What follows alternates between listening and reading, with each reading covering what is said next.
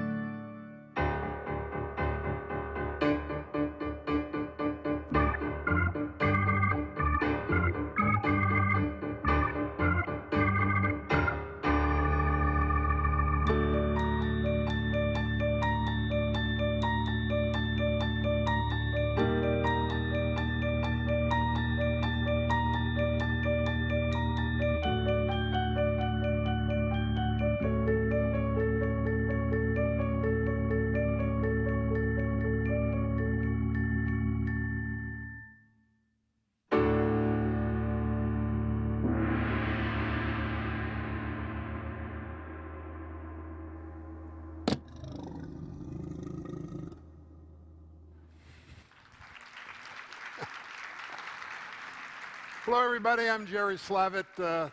Isn't that magical? 11 and 12-year-old kids. It's amazing. So, first of all, thanks, Randy, for inviting From the Top back to take part in Imagine Solutions once again.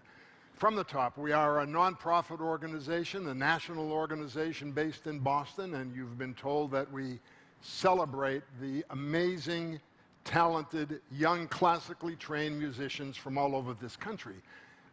Why do we do this? You know, it's great that in our society we celebrate our young athletes and make heroes out of them.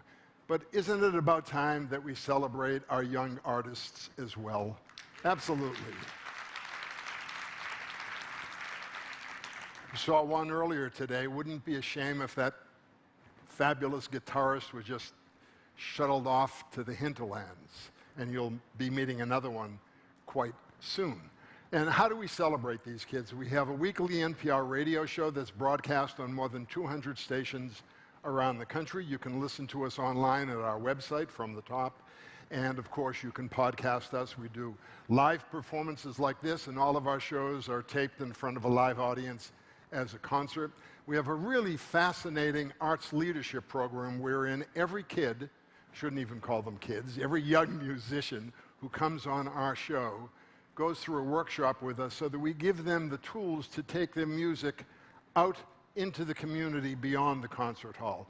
You heard earlier this morning about the extraordinary work done at 2 children's hospitals. We've actually been developing a program with Boston Children's Hospital where we take kids into the hospital to perform for other kids.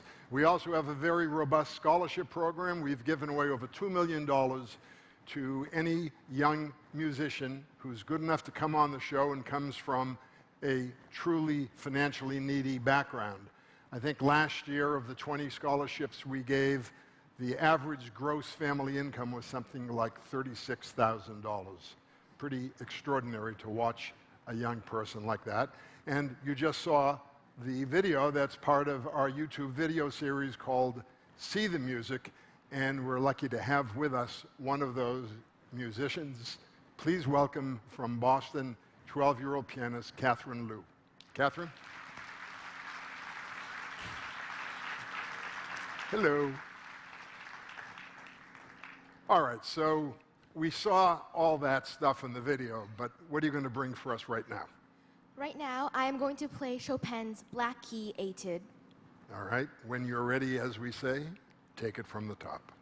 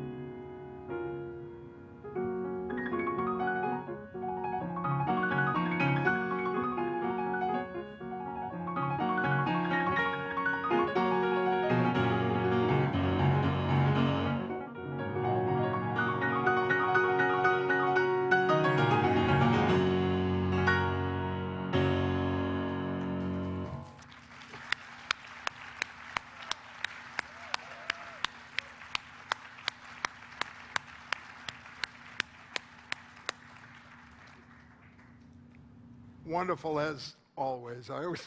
It's so joyful. And then 5 years from now, you see these young musicians all grown up and flourishing in the world. I've got to start off with a mundane question because I've never seen you do that before. What are you doing when you're reaching the sides of the piano before you play?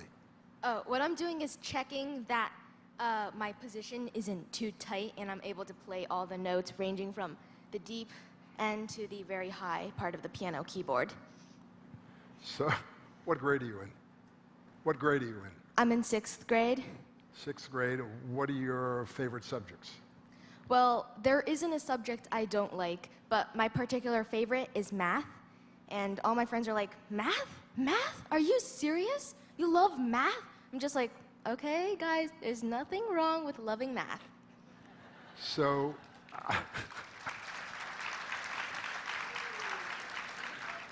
but your love of math gets expressed in some interesting ways. Tell everyone about the award you received recently in math. Well, the Math Kangaroo competition is a math contest, and I placed first in Massachusetts and ranked second nationally.